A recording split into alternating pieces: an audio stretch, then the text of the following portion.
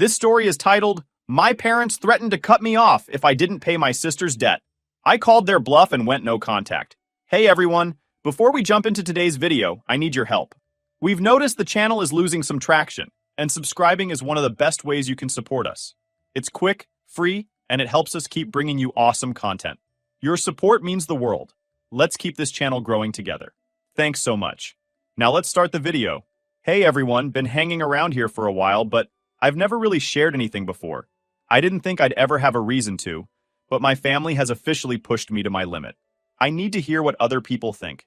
It feels like no matter what I do, I'm always painted as the bad guy, and honestly, I'm exhausted. So here's what's been going on. I'm 30, male now, and I've been on my own since I was 18. When I say on my own, I mean it. Financially, emotionally, you name it. My parents? Let's just say they're not exactly winning any awards for parenting or sibling support. They weren't the kind of parents who cheered you on or made you feel like you were special. Instead, they had this unspoken rule that shaped my entire childhood. My younger sister, Anna, could do no wrong, while I was expected to be the responsible one. If Anna messed up, and believe me, she messed up a lot, it was brushed under the rug. She's just sensitive, my mom would say. Or, she'll learn eventually, which was code for, let's pretend this never happened and hope she figures it out. Meanwhile, if I so much as stumbled, it was like the sky was falling. Why aren't you trying harder? You need to set a better example for your sister. It didn't matter what I did. It was never enough. I could bring home a report card full of A's, and they'd ask why I didn't get an A+ in math. But Anna?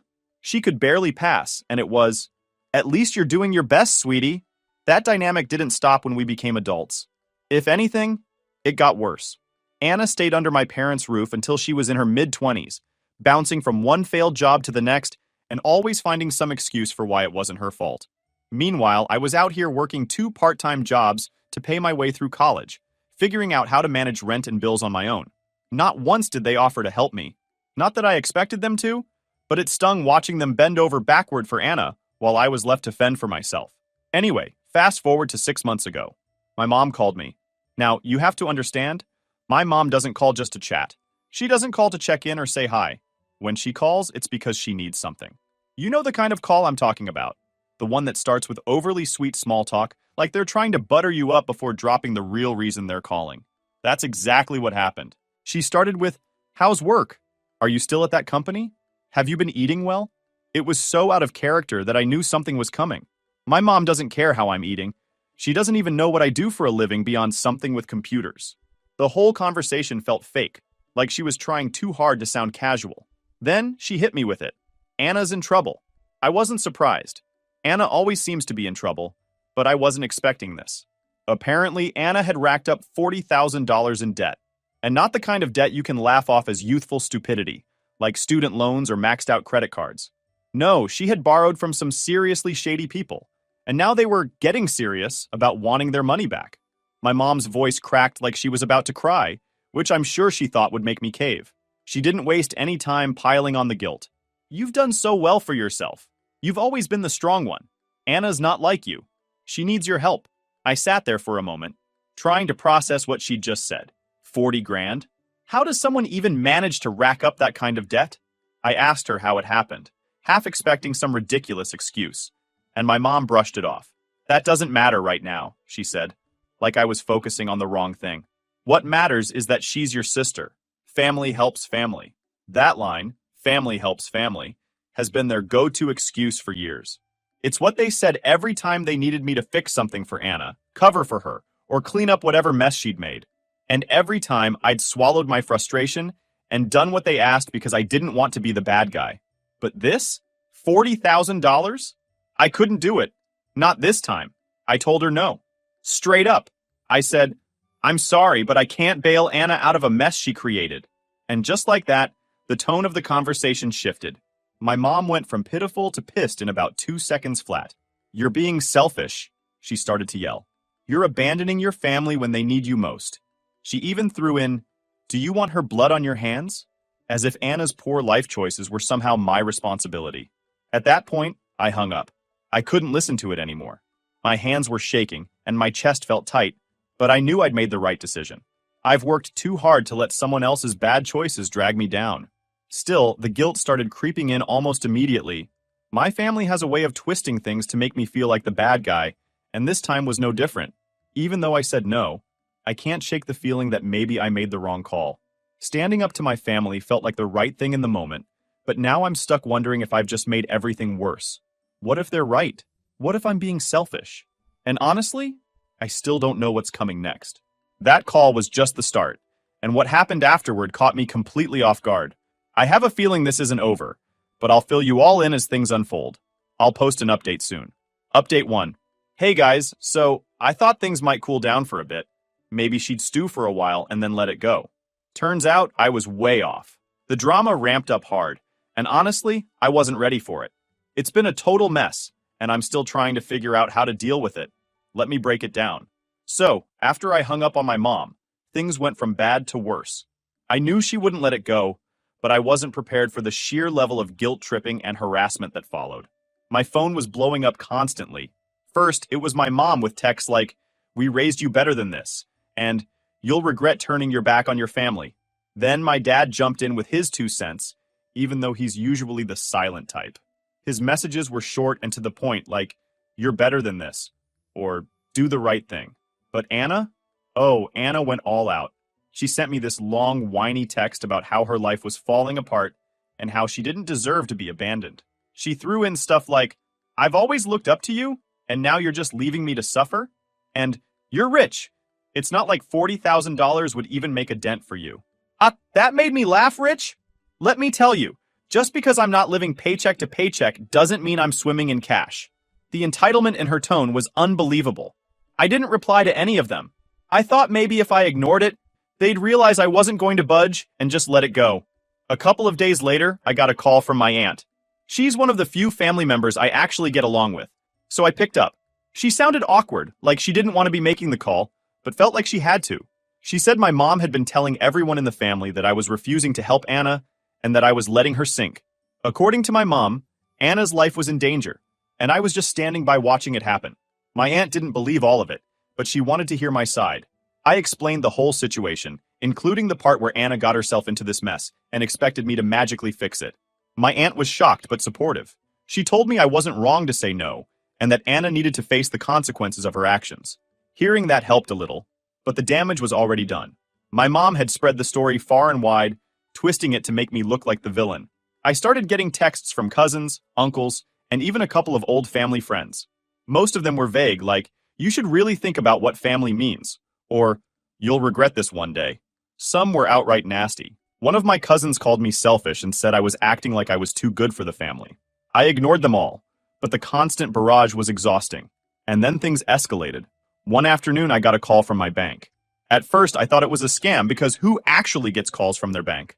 But the guy on the line explained that someone had tried to access my accounts using fake identification.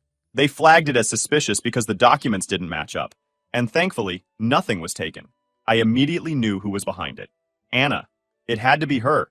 She was desperate. And if she was willing to drag the entire family into this, why wouldn't she try to steal from me?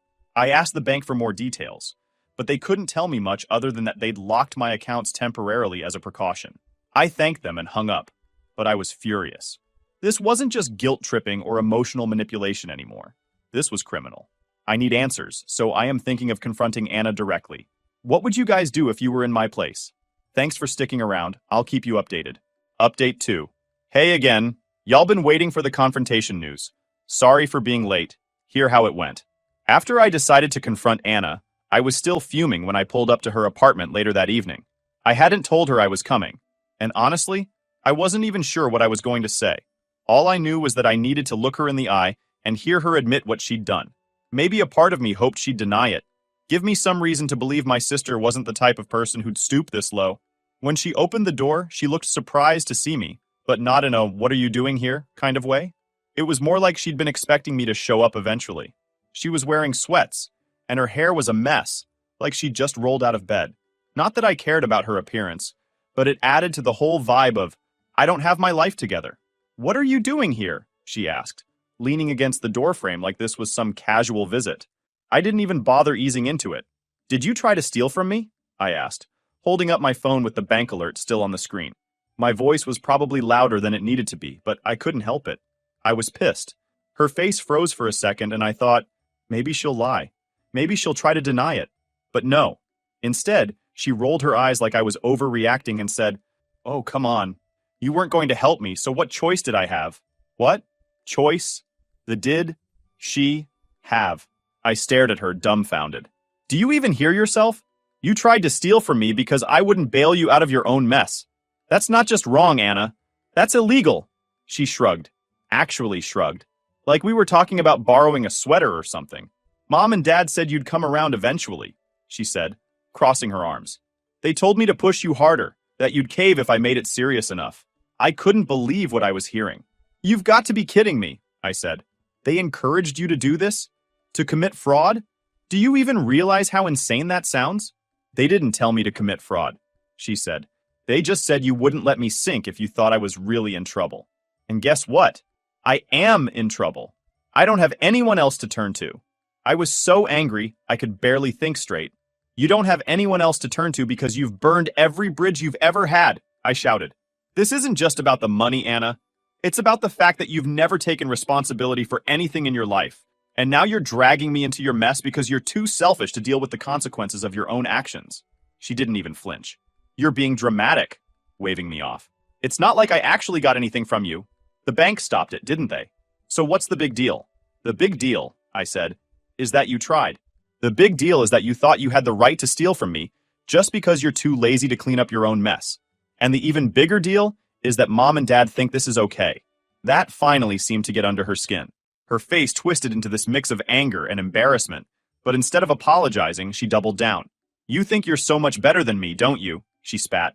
Just because you've got your fancy job and your stupid house, you think you can sit there and judge me?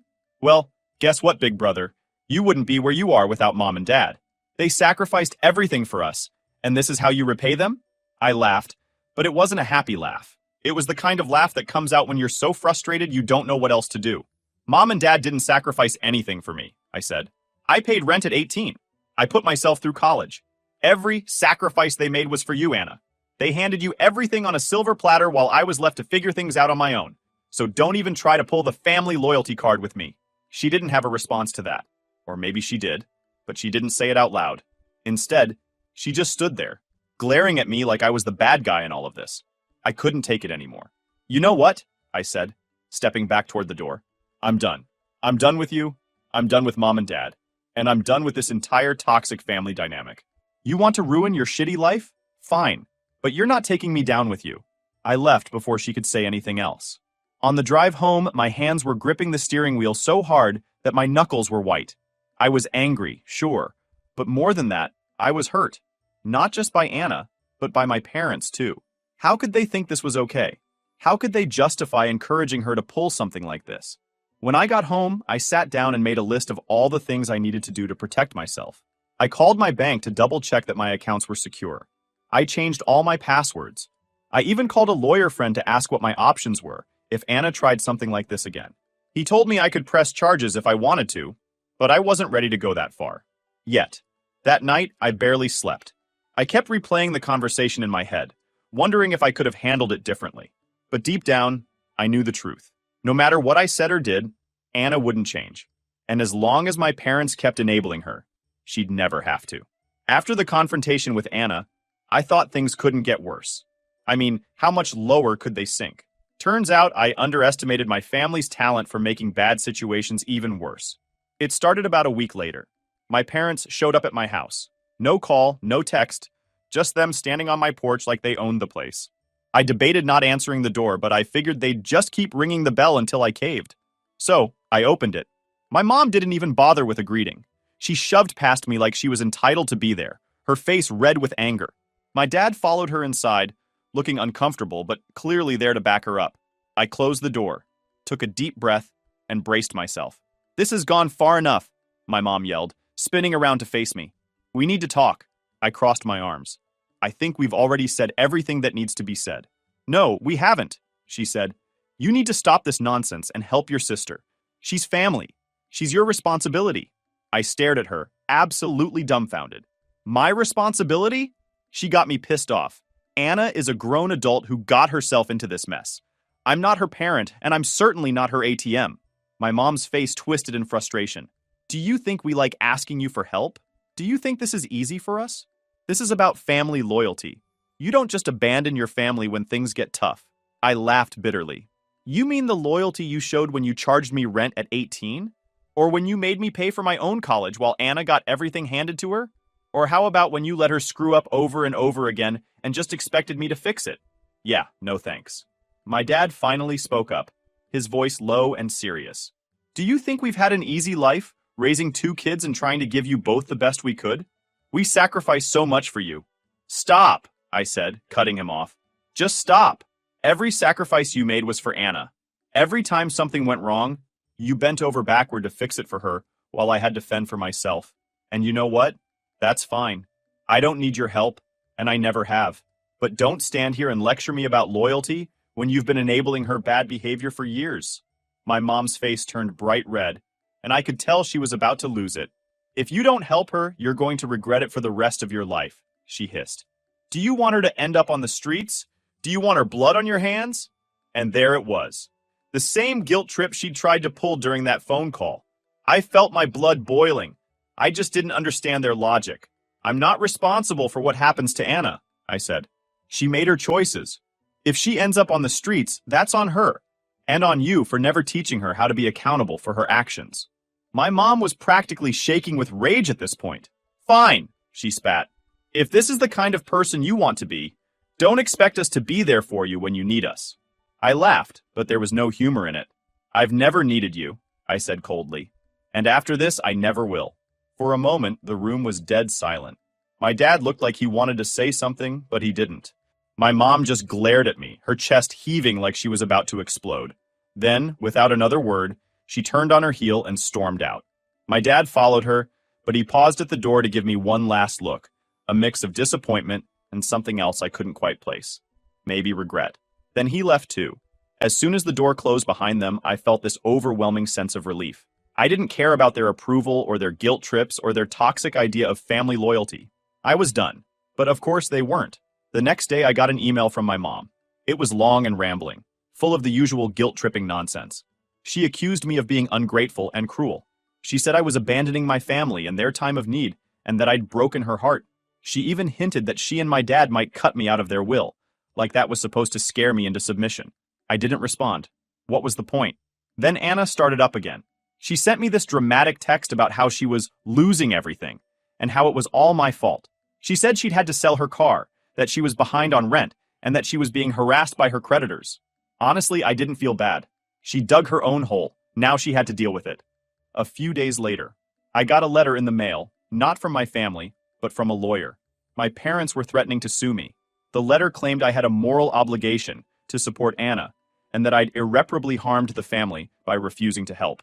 It was laughable, really. I forwarded the letter to my own lawyer, who assured me it was complete garbage. They didn't have a leg to stand on, and nothing would come of it. But the fact that they even tried, that was it for me. I was done. Done with Anna, done with my parents, done with the whole toxic family dynamic. I blocked their numbers, deleted them from social media, and told the few relatives I still spoke to that I wasn't interested in hearing anything about my parents or Anna. Most of them understood, though a couple tried to convince me to find a way to make peace. I shut that down real quick. Peace wasn't possible with people who saw me as nothing more than a safety net for Anna's bad decisions. Here where I am right now, I feel miserable. Do you think it's normal for a family to go this far? Final update. Hello again. I decided to write a final update once I figure things out, so here goes. After sending that lawyer's letter straight to the trash and forwarding it to my lawyer just in case, I finally made a decision that had been creeping up on me for years. I was going no contact. Completely. Permanently. I'd been hanging on to some small, fragile hope that my family might change, but the lawyer stunt was proof enough. They weren't going to stop. If anything, they were doubling down on their toxic behavior, and I wasn't going to let them drag me any further into their chaos. So I went full-on block mode. My mom, my dad, Anna, everyone got the chop. Blocked their numbers, their emails, everything. Honestly, hitting that block button felt weirdly good. Then I went through my socials and wiped them off there too. No way was I leaving any doors open for them to sneak back in. I shot a quick text to the few family members I actually like, mostly cousins, letting them know I was done with the family drama and asking them not to play messenger for anyone. Most of them were cool about it, But of course, a couple hit me with the whole, but they're your family, guilt trip. My response? Short and sweet. Being family doesn't mean you get to treat me like crap. The hardest part was explaining the situation to a few mutual friends who knew my parents. Some of them couldn't believe what I was telling them. Like, they literally couldn't wrap their heads around the fact that my parents and sister had tried to steal from me, guilt me, and now sue me. One friend even asked, "Are you sure there's not more to the story?" As if I'd somehow left out the part where this was all my fault. I felt awful, but I let it go. The people who mattered believed me, and that was enough. The first week of no contact was tough. Not because I missed them, I didn't, but because they didn't give up easily. Even with their numbers blocked, they found ways to get through. My mom started calling from unknown numbers, leaving these long, dramatic voicemails about how I was tearing the family apart. She'd say things like, "We just want to talk," or "You're punishing us for trying to do the right thing." It was exhausting. I didn't listen to most of the messages, just deleted them as soon as I realized who they were from. Then there were the letters. My parents must have gone straight from their lawyer's office to the post office, because the letters started coming almost immediately. At first, they were mostly nonsense. My mom writing pages and pages about how much she sacrificed for me and how I was breaking her heart.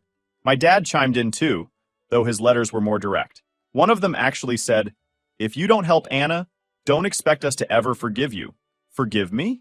For what exactly? For not letting my sister steal from me? For not enabling her bad decisions? The sheer audacity of it was almost funny. By the second week, their messages went completely off the rails. My mom's letters turned desperate, almost unhinged, throwing out vague threats like, "You'll regret this one day," and "You'll be sorry when it's too late." It was all guilt and doom, like she was trying to scare me back into line. My dad, though, he didn't hold back. His letters were straight up venomous, calling me selfish, ungrateful, and arrogant. He ranted about how I'd forgotten where I came from, and was betraying the people who made you who you are. It wasn't just guilt anymore. It felt like they were trying to break me down, like they couldn't handle losing their grip on me. And then there was Anna. Oh, Anna didn't waste any time playing the victim. She sent me this long, handwritten letter, probably because she knew I'd block her emails, saying how much I'd hurt her, how she couldn't believe I'd abandon her in her time of need. She wrote stuff like, "You've always been my rock, and now you're just leaving me to drown." And, "I thought you cared about me, but clearly I was wrong."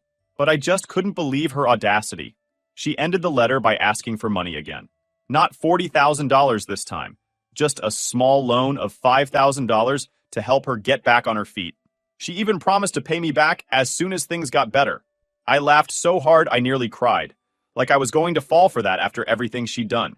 But my mom went on full crazy mode by showing up at my office. Yeah, she actually rolled up to my workplace unannounced. She stormed into the lobby, demanding to see me, and when the receptionist wouldn't budge, she lost it. She started yelling loud enough for the whole building to hear, calling me a horrible son, and screaming about how I was destroying the family. Security had to step in and physically escort her out. I stood there watching the whole thing from the mezzanine, completely frozen. My coworkers didn't say a word, but their faces? Pure shock. I wanted the ground to swallow me whole. That was it. I'd had enough. I wasn't just mad. I was done. That night, I contacted a family law attorney. Not the friend I'd casually consulted earlier, an actual pro. I laid out everything, the harassment, the entitlement, the insanity. She listened, asked a few sharp questions, and then told me exactly what I needed to do. The next day, we drafted a cease and desist letter. It went out to everyone. My mom, my dad, Anna, even their lawyer. It was crystal clear. Contact me again and I'll take legal action. No exceptions. I didn't think they'd actually stop, but shockingly it worked. My mom's calls? Stopped. The nasty letters? Gone. Even Anna, queen of the guilt trip, went radio silent. Now, 6 months after cutting ties, life feels different. Quieter, lighter, and honestly, better. It wasn't easy, but choosing myself over the constant chaos of my family was the best decision I've ever made. Of course, not everyone gets it. A few relatives still hit me with the same tired line. But they're your family. You know what I say to that? Family doesn't mean squat if they don't respect you. Blood doesn't give anyone the right to wreck your peace. You don't owe anyone, your time, money, or sanity just because you share DNA. Boundaries aren't harsh. They're necessary. And honestly, cutting them off was the best thing I've ever done. With the drama behind me, I threw myself into work and finally got a promotion I'd been chasing for years. The little I've heard about Anna tells me she's still struggling. She's working part-time now and living with a friend after losing her apartment. I don't feel bad about it anymore. She made her bed. My parents? Still spreading their story to anyone who will listen, but fewer people are buying it these days. It's freeing not to care. I've also started reconnecting with people I'd lost touch with. Friends, a few cousins, and even opened up to someone I'm dating now. They've been incredibly supportive. And for the first time, I feel like I'm surrounded by people who genuinely respect me. To anyone dealing with a toxic family, I know how hard it is, but it gets better. Cutting them off felt like ripping off a band-aid, but the peace that followed was worth every painful moment. You owe it to yourself to choose peace, to choose you. Thanks for reading.